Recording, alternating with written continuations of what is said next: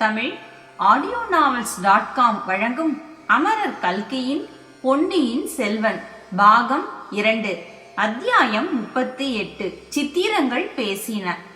வாசிப்பவர் ராஜேஸ்வரி கிருஷ்ணன்.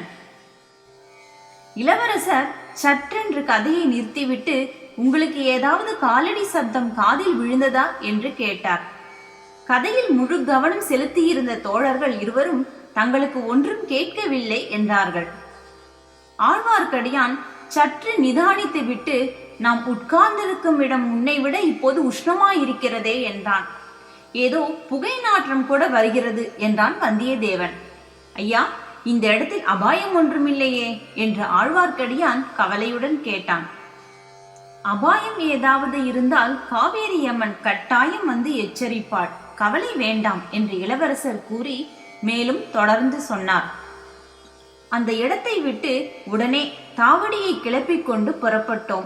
அப்படியும் நமது வீரர்களில் 10 பேருக்கு குளிர்காய்ச்சல் வந்துவிட்டது.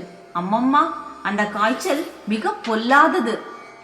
எப்பேற்பட்ட வீரனையும் கோழையாக்கி விடும். உடம்பெல்லாம் போரில் காயம்பட்டு கலங்காதவர்கள் 3 நாள் காய்ச்சலில் மனம் தளர்ந்து ஊருக்கு போக வேண்டும் என்று சொல்ல ஆரம்பித்து விடுவார்கள்.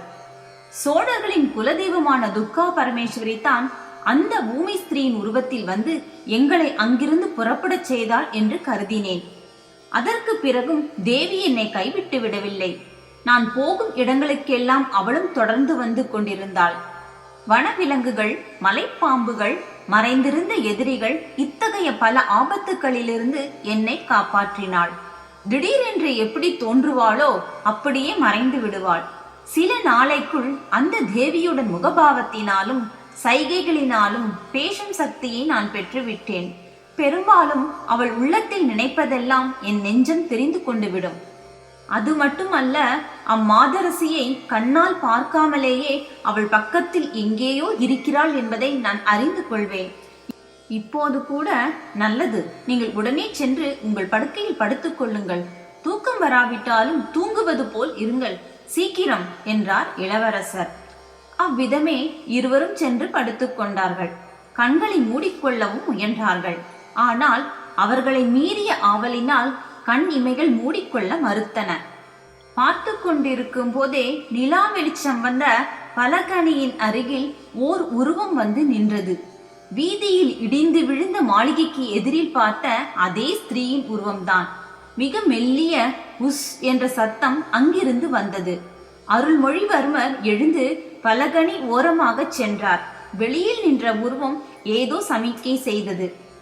இளவரசர் அந்த அறையில் படுத்திருந்த தன் தோழர்களை சுட்டி காட்டினார். சமிக்கை பாஷையில் அதற்கும் ஏதோ மறுமொழி கிடைத்தது. உடனே அருள்மொழிவர்மர் தோழர்கள் இருவரையும் தன்னை தொடர்ந்து வரும்படி சொல்லிவிட்டு அம்மாளிகையிலிருந்து வெளியேறினார். அந்த மூதாட்டி சென்ற வழியில் மூவரும் மௌனமாக நடந்தார்கள். இருபுறமும் மரங்கள் அடர்ந்து இருள் சூழ்ந்திருந்த பாதையில் அவர்கள் வெகு தூரம் சென்ற பிறகு திடீரென்று நிலா வெளிச்சத்தில் ஒரு அதிசயமான காட்சியை கண்டார்கள். கரிய பெரிய யானைகள் பலவரிசையாக நின்று பிரம்மாண்டமான ஸ்தூபம் ஒன்றை காவல் புரிந்து கொண்டிருந்தன. அதை பார்த்ததும் வந்தியத்தேவனுடைய மூச்சு நின்றுவிடும் போல் இருந்தது. அந்த மூதாட்டியோ சிறிது தயங்காமல் யானை கூட்டத்தை நோக்கி நடந்தாள். ஆழ்வார்க்கடியான் வந்தியத்தேவன் காதோடு, அந்த யானை சிலைகள் எவ்வளவு தத்ரூபமாக இருக்கின்றன பார்த்தாயா என்று சொன்ன பிறகுதான் வந்தியத்தேவனுடைய திகைப்பு நீங்கியது. ஆயினும் அவனுடைய வியப்பு நீங்கிய பாடில்லை. ஒன்றோடு ஒன்று நெருக்கி இடித்து கொண்டு நின்று அந்த மலை போன்ற ஸ்தூபத்தை தாங்கிக் கொண்டிருப்பது போல் அமைக்கப்பட்டிருந்த யானை சிலை ஒவ்வொன்றுக்கும் 2 நீண்ட தந்தங்கள் இருந்தன. அவ்விதம் வரிசையாக நின்ற நூற்றுக்கணக்கான யானைகளில் ஒன்றே ஒன்றுக்கு மட்டும் ஒரு தந்தம் ஒடிந்து போயிருந்தது. அந்த யானை அருகில் அவள் சென்றாள். அதன் காலடியில் கிடந்த பெரிய கருங்கல்லை அகற்றினாள். அகற்றிய இடத்தில் ஒரு படிக்கட்டு காணப்பட்டது. அதன் வழியாக அவள் இறங்கிச் செல்ல மற்றவர்களும் பின்தொடர்ந்தார்கள். படிக்கட்டில் இறங்கி சிறிது தூரம் குறுகலான வழியில் சென்றதும் ஒரு மண்டபம் காணப்பட்டது. அதில் 2 பெரிய அகல் விளக்குகள் எரிந்து கொண்டிருந்தன. விளக்குகளில் ஒன்றை தூண்டிவிட்டு அந்த மூதாட்டி கையில் எடுத்துக்கொண்டாள். இளவரசரை மட்டும் தன்னுடன் வரும்படி சமிக்கையினால் தெரிவித்தாள். மற்ற இருவரும் இதை பற்றி முதலில் சிறிது கவலை கொண்டார்கள். ஆனால் அந்த மூதாட்டி விளக்கை தூக்கி பிடித்து அந்த மண்டபச் சுவர்களில் உள்ள சித்திரங்களைத்தான் இளவரசருக்கு காட்டுகிறாள் என்று தெரிந்ததும் அவர்களுடைய கவலை ஓரளவு நீங்கியது. இளவரசர் அம்மண்டபச் சுவரில் பார்த்த சித்திரங்கள் ஏதோ ஒரு கதையில் நிகழ்ந்த சம்பவங்களை வரிசை கிரமமாக கூறும் தொடர் சித்திரங்களாக தோன்றின. புத்த பகவானின் பூர்வ அவதார கதைகளை புத்த விகாரங்களில் சித்தரித்திருக்கும் முறைப்படி இச்சித்திரங்களும் அமைந்திருந்தன. ஆனால் இவை புத்தரின் அவதார நிகழ்ச்சிகளை குறிப்பிடவில்லை. ஒரு மானிட பெண்ணின் கதையையே சித்தரித்திருந்தது. அந்த சித்திர பெண்ணின் முகத்தோற்றம் ஏறக்குறைய இப்போது விளக்கு பிடித்து காட்டிய மூதாட்டியின் முகத்தை ஒத்திருந்தது. ஆகவே இந்த ஊமை ஸ்திரீ தன்னுடைய வரலாற்றையே சித்திரங்களாக எழுதியிருக்கிறாள் என்று இளவரசர் லகுவாக தெரிந்து கொண்டார். அவற்றில் முதல் சித்திரம் கடல் சூழ்ந்த தீவில் ஓர் இளம்பெண் தன்னந்தனியாக நிற்பதையும் அவளுடைய தகப்பனார் கட்டுமரம் ஏறி மீன் பிடித்துக் கொண்டு வருவதையும் காட்டியது. பின்னர் அந்த பெண் காட்டு வழியே சென்றாள். ஒரு மரத்தின் கிளை மீது ஓர் இளைஞன் உட்கார்ந்திருந்தான். அவன் ராஜகுமாரனை போல் இருந்தான். அந்த மரத்தின் மீது ஒரு கரடி ஏறிக்கொண்டிருந்தது. ராஜகுமாரன் அதை கவனியாமல் வேறு திசையில் பார்த்து கொண்டிருந்தான். அந்த பெண் கூச்சலிட்டு விட்டு ஓடினாள்.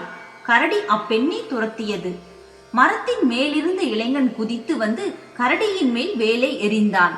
கரடிக்கும் அவனுக்கும் துவந்த யுத்தம் நடந்தது. அந்த பெண் தென்னை மரம் ஒன்றின் மீது சாய்ந்து கொண்டு கரடிக்கும் இளைஞனுக்கும் நடந்த சண்டையை பார்த்து கொண்டிருந்தாள். கடைசியில் கரடி இறந்து விழுந்தது. இளைஞன் அந்த பெண்ணை நெருங்கி வந்தான். அவளுக்கு தன் நன்றியை தெரிவித்தான். ஆனால் அவள் மறுமொழி சொல்லாமல் கண்ணீர் விட்டாள்.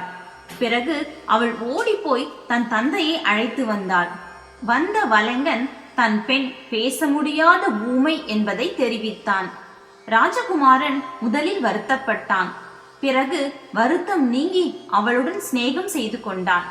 காட்டு மலர்களை கொய்து மாலை தொடுத்து அவள் கழுத்தில் போட்டான். இருவரும் கைகோர்த்து கொண்டு காட்டில் திரிந்தார்கள். ஒரு நாள் பெரிய மரக்கலம் ஒன்று அந்த தீவின் சமீபம் வந்தது. அதிலிருந்து பல வீரர்கள் இறங்கி வந்தார்கள். ராஜகுமாரனை கண்டுபிடித்து அவனுக்கு வணக்கம் செலுத்தினார்கள். அவனை மரக்கலத்துக்கு வரும்படி வருந்தி அழைத்தார்கள். ராஜகுமாரன் அந்த பெண்ணுக்கு ஆறுதல் கூறி விடை பெற்று கொண்டான். கப்பலில் ஏறி சென்றான். அந்த பெண் அவன் போன பிறகு ரொம்பவும் வருத்தப்பட்டு கண்ணீர் பெருக்கினாள். அதை அவள் தகப்பன் பார்த்தான். ஒரு படகில் அவளை ஏற்றிக்கொண்டு கடல் கடந்து சென்றான். கலங்கரை விளக்கம் ஒன்றை அடைந்து கரையில் இறங்கினான்.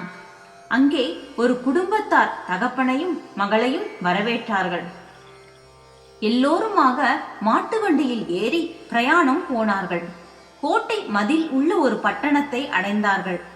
அங்கே அரண்மனை மேன்மாடத்தில் ராஜகுமாரன் தலையில் கிரீடத்துடன் நின்றான். அவனை சூழ்ந்து ஆடை அலங்காரங்கள் புனைந்த பலர் நின்றார்கள். அதை பார்த்த இந்த இளம்பெண்ணின் மனம் கலங்கியது. அவள் ஒரே ஓட்டமாக ஓடினாள். கடற்கரையை அடைந்தாள். கலங்கரை விளக்கத்தின் மேலே ஏறி கீழே குதித்தாள். அலைகள் அவளை தாங்கிக் கொண்டன. படகில் வந்த ஒருவன் அவளை தூக்கி படகில் ஏற்றி காப்பாற்றினான். அவளை பேய் பிடித்திருக்கிறது என்று எண்ணி ஒரு கோயிலில் கொண்டு போய் விட்டான். கோயில் பூசாரி அவளுக்கு விபூதி போட்டு வேப்பலை அடித்தான். யாரோ ஒரு பெரிய ராணி சுவாமி தரிசனம் செய்ய அந்த கோயிலுக்கு வந்தாள்.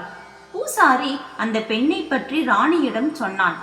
ராணி கர்ப்பம் தரித்திருந்தாள். அந்த பெண்ணும் தன்னை போலவே கர்ப்பவதி என்று அறிந்தாள். பல்லக்கில் ஏற்றிக்கொண்டு அரண்மனைக்கு அழைத்து போனாள். அரண்மனை தோட்டத்தில் அந்த பெண்ணுக்கு 2 குழந்தைகள் பிறந்தன. ராணி வந்து 2 குழந்தைகளில் ஒன்றை தான் வளர்ப்பதாக சொன்னாள். முதலில் வலைஞர் பெண் அதை மறுத்தாள். பிறகு யோசித்து பார்த்தாள். 2 குழந்தைகளுமே அரண்மனையில் வளரட்டும் என்று தீர்மானித்தாள். குழந்தைகளை விட்டுவிட்டு நள்ளிரவில் ஒருவரிடமும் சொல்லிக் கொள்ளாமல் ஓடிப்போய்விட்டாள். வெகு காலம் காட்டில் திரிந்து கொண்டிருந்தாள். ஆனால் குழந்தைகளை பார்க்க வேண்டும் என்ற ஆசை அடிக்கடி வந்துவிடும். ஆற்றங்கரை ஓரமாக வந்து மரங்களின் மறைவில் ஒளிந்திருப்பாள். படகில் ராஜாவும் ராணியும் குழந்தைகளும் வருவார்கள். தூரத்தில் இருந்தபடியே பார்த்துவிட்டு போய்விடுவாள். ஒரு சமயம் ஒரு குழந்தை படகிலிருந்து தவறி விழுந்து விட்டது. அதை யாரும் கவனிக்கவில்லை. இவள் நீரில் மூழ்கி குழந்தையை எடுத்துக் கொடுத்தாள். உடனே மீண்டும் நதி வெள்ளத்தில் மூழ்கி சென்று அக்கறையை அடைந்து காற்றில் மறைந்து விட்டாள். இவ்வளவு நிகழ்ச்சிகளும் காவிக்கோட்டினால் தத்ரூப சித்திரங்களாக அச்சுவரில் வரையப்பட்டிருந்தன. இளவரசர் அருள்மொழிவர்மர் அளவில்லா ஆர்வத்துடனும் அதிசயத்துடனும் அச்சித்திரங்களை பார்த்து கொண்டு வந்தார்.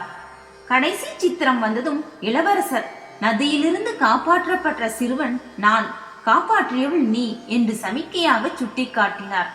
அந்த மூதாட்டி இளவரசரை கட்டி அணைத்துக் கொண்டு உச்சி மோந்தாள். பின்னர் அந்த மண்டபத்தின் இன்னொரு மூலைக்கு இளவரசரை அழைத்துச் சென்றாள். அங்கே எழுதியிருந்த சில சித்திரங்களை காட்டினாள். அவை அவளுடைய வாழ்க்கை நிகழ்ச்சிகள் அல்ல. இளவரசருக்கு நேரக்கூடிய அபாயங்களை பற்றி அச்சித்திரங்களின் மூலமாகவும் சமிக்கைகளின் மூலமாகவும் எச்சரிக்கை செய்தாள். இவ்வளவையும் வந்தியத்தேவனும் ஆழ்வார்க்கடியானும் மண்டபத்தின் ஓரத்தில் நின்று பார்த்து கொண்டிருந்தார்கள். நந்தினியின் முகத்தையும் இந்த ஊமை ஸ்திரீயின் முகத்தையும் வந்தியத்தேவன் அடிக்கடி ஒப்பிட்டு பார்த்தான். அவன் மனதில் பற்பல எண்ணங்கள் உதித்தன. பற்பல சந்தேகங்கள் தோன்றின. அவற்றை குறித்து பேச அது சந்தர்ப்பம் அன்று என பேசாதிருந்தான். யானை சிலைகள் பாதுகாத்த அந்தரங்க மண்டபத்திலிருந்து அவர்கள் வெளியே வந்தார்கள். மூதாட்டி அவர்களை அழைத்து கொண்டு அந்த ஸ்தூபத்தின் சிகரத்தை நோக்கி ஏறினாள். அவளுடைய தேக வலிமையை குறித்து மற்றவர்கள் அதிசயித்தார்கள். வந்தியத்தேவனுக்கு மிகவும் களைப்பாய் இருந்தது. ஆயினும் வெளியில் சொல்லாமல் ஏறினான். பாதி ஸ்தூபம் ஏறியதும் நின்று பார்த்தார்கள். நகரத்தின் ஓரிடத்தில் தீயின் ஜுவாலை கொழுந்துவிட்டு எரிந்து கொண்டிருந்தது. ஆஹா, மகாசேன சக்கரவர்த்தியின் புராதன மாளிகை தீப்பற்றி எரிகிறது என்றார் இளவரசர். நாம் படுத்திருந்த இடமா? அதுவே தான். அங்கே நாம் படுத்து தூங்கியிருந்தால் நாமும் ஒருவேளை அக்னி பகவானுக்கு உணவாகி இருப்போம். அதுதான் நாம் படுத்திருந்த அரண்மனை என்று இத்தனை தூரத்தில் இருந்தபடி எதனால் சொல்கிறீர்கள்? மண்டபத்துக்குள்ளே நான் பார்த்த சித்திரங்கள் என்னுடன் பேசின. எங்களுக்கு கேட்கவில்லையே. அதில் ஒன்றும் அதிசயமில்லை. சித்திரங்கள் ஒரு தனி பாஷையில் பேசும். அந்த பாஷை தெரிந்தவர்களுக்குத்தான் அவற்றின் பேச்சு விளங்கும். அந்த சித்திரங்கள் தங்களுக்கு இன்னும் என்ன தெரிவித்தன? என் குடும்ப சம்பந்தமான பல ரகசியங்களை சொல்லின. இந்த இலங்கை தீவை விட்டு உடனே போய்விடும்படியும் தெரிவித்தன. சித்திரங்களின் பாஷை வாழ்க! வைஷ்ணவரே, என் கட்சி ஜெயித்தது என்றான் வந்தியத்தேவன். இளவரசே, சித்திரங்கள் அத்துடன் நிறுத்தவில்லை. இலங்கையில் உள்ளவரையில் கூரையின் கீழ் படுக்க வேண்டாம், வீடுகளின் ஓரமாக நடக்க வேண்டாம், மரங்களின் அடியில் போக வேண்டாம் என்று சொல்லவில்லையா என்றார் ஆழ்வார்க்கடியான். சரியாக சொன்னீர். உமக்கு எப்படி தெரிந்தது? தங்களுக்கு சித்திரங்களின் பாஷை தெரியும், அடியேனுக்கு அபிநய பாஷை தெரியும். தங்கள் குல தெய்வம் தங்களிடம் பேசிக் கொண்டிருந்த போது அத்தெய்வத்தின் அபிநய முகபாவங்களை கவனித்துக் கொண்டிருந்தேன் என்றான் ஆழ்வார்க்கடியான். சந்தோஷம். இரவு இன்னும் ஒரு ஜாமந்தான் மிச்சம் இருக்கிறது. இந்த ஸ்தூபத்தின் உச்சியில் ஏறி சிறிது நேரமாவது படுத்து தூங்கிவிட்டு பொழுது விடிந்ததும் புறப்படுவோம் என்றார் அருள்மொழிவர்மர். மறுநாள் உதயத்தில் சூரிய கிரணங்கள் சுளீர் என்று அடித்து வந்தியத்தேவனை தூக்கத்திலிருந்து எழுப்பின. முதல் நாள் இரவு நடந்த உண்மையான நிகழ்ச்சிகள் போதாதென்று சதிகாரர்களும் தீ வைப்பவர்களும் ஊமைகளும் செவிடர்களும் மரத்தில் ஏறும் கரடிகளும் பேய் பிசாசுகளும் புத்த பிக்ஷுக்களும் மணிமகுடங்களும் ஒரே குழப்பமாக வந்தியத்தேவனுடைய கனவிலேயும் வந்து துன்புறுத்தினார்கள். சூரிய வெளிச்சத்தில் அவையெல்லாம் மாயக்கனவுகளாகி மறைந்தன. குழப்பமும் பீதியும் பறந்தன. இளவரசரும் ஆழ்வார்க்கடியானும் முன்னதாக எழுந்து பிரயாணத்துக்கு ஆயுத்தமாகியிருப்பதை வந்தியத்தேவன் கண்டான். அவனும் அவசரமாக ஆயுத்தமானான். 3 பேரும் ஸ்தூப சிகரத்திலிருந்து இறங்கினார்கள். நடு வீதிகளின் வழியாகவே நடந்து சென்று மகா மேகவனத்தை நோக்கி சென்றார்கள். அந்த நந்தவனத்தின் மத்தியிலே தான் புராதனமாக 1500 வயதான மிகவும் புனிதத்தன்மை வாய்ந்த போதி விருட்சம் இருந்தது. பிக்ஷுக்களும் பிக்ஷுக்கள் அல்லாத பக்தர்கள் பலரும் போதி விருட்சத்தை வலம் வந்தும் மலர்களை சொரிந்தும் வணங்கிக் கொண்டிருந்தார்கள். இளவரசர் அருள்மொழிவர்மரும் அந்த போதி விருட்சத்துக்கு வணக்கம் செலுத்தினார். உலகத்தில் ராஜ்யங்களும் ராஜ்யங்களை ஆண்ட மன்னர்களும் மறைந்து போய்விடுவார்கள். ஆனால் தர்மம் என்றென்றைக்கும் நிலைத்து நிற்கும் என்பதற்கு இந்த போதி விருட்சம் நிதர்சனமாயிருக்கிறது என்று இளவரசர் மற்ற இருவரையும் பார்த்து கூறினார். இப்படி சொல்லிக்கொண்டே சுற்றும் முற்றும் பார்த்தார். ஒரு மூலையில் 3 குதிரைகள் பிரயாணத்துக்கு ஆயத்தமாக நின்றன. 3 குதிரைகளையும் பிடித்துக்கொண்டு 3 பேர் நின்று கொண்டிருந்தார்கள். இளவரசர் அங்கே சென்றதும் அவர்கள் மூவரும் முகமலர்ந்து மரியாதையுடன் வணங்கினார்கள். இளவரசர் அவர்களை ஏதோ கேட்டு தெரிந்து கொண்டார். வந்தியத்தேவனை பார்த்து, ராத்திரி எரிந்தது நாம் படுத்திருந்த மகாசேனரின் அரண்மனை தான். நாமும் அதில் எரிந்து போய் விட்டோமா என்று இவர்கள் பயந்து கொண்டிருந்தார்கள். நம்மை உயிரோடு பார்த்ததும் இவர்களுக்கு சந்தோஷம் தாங்க முடியவில்லை. 1500 வயதான அரசமரம் இன்னும் நிற்பது என்னமோ உண்மைதான். ஆனால் தர்மம் செத்துப்போய் எத்தனையோ நாளாகிவிட்டது என்று சொன்னான் வந்தியத்தேவன். இனி ஒரு தடவை அவ்விதம் சொல்லாதே. நான் ஒருவன் உயிரோடு இருக்கும்போது தர்மம் எப்படி சாகும் என்றான் ஆழ்வார்க்கடியான். 3 பேரும் குதிரைகள் மீது ஏறிக்கொண்டு புறப்பட்டார்கள். அனுராதபுரத்தின் வடக்கு வாசல் வழியாக வெளியேறினார்கள். திருவிழா கூட்டம் இன்னமும் அந்நகரிலிருந்து நாலாபுரமும் ஜே ஜே என்று சென்று கொண்டிருந்தபடியால் இவர்களை யாரும் கவனிக்கவில்லை. அனுராதபுரத்துக்கு வடகிழக்கில் ஒரு காத தூரத்தில் மகிந்தலை என்னும் சிறிய பட்டணம் இருந்தது. அசோக சக்கரவர்த்தியின் குமாரர் மகிந்தர் முதலில் இந்த ஊரிலே தான் வந்திறங்கி புத்த மதத்தை உபதேசிக்க தொடங்கினார். எப்படிப்பட்ட பாக்கியசாலி அவர்! ஆயுதம் தாங்கி படைகளை அழைத்துக் கொண்டு நாடு கவர்வதற்கு அவர் போகவில்லை. கொலைக்காரர்களிடம் சிக்காமல் ஒளிந்து மறைந்து திரிய வேண்டிய அவசியமும் அவருக்கு ஏற்படவில்லை என்றார் அருள்மொழிவர்மர். அவருக்கு கொடுத்து வைத்திருந்தது அவ்வளவுதான் என்று சொன்னான் வந்தியத்தேவன். இளவரசர் நகைத்தார். நீர் எப்போதும் என்னை விட்டு பிரியவே கூடாது. நீர் பக்கத்தில் இருந்தால் எப்படிப்பட்ட கஷ்டமும் சந்தோஷமாகிவிடும் என்றார் இளவரசர். அதே மாதிரி எப்படிப்பட்ட சந்தோஷமும் கஷ்டமாகிவிடும் என்றார் ஆழ்வார்க்கடியான்.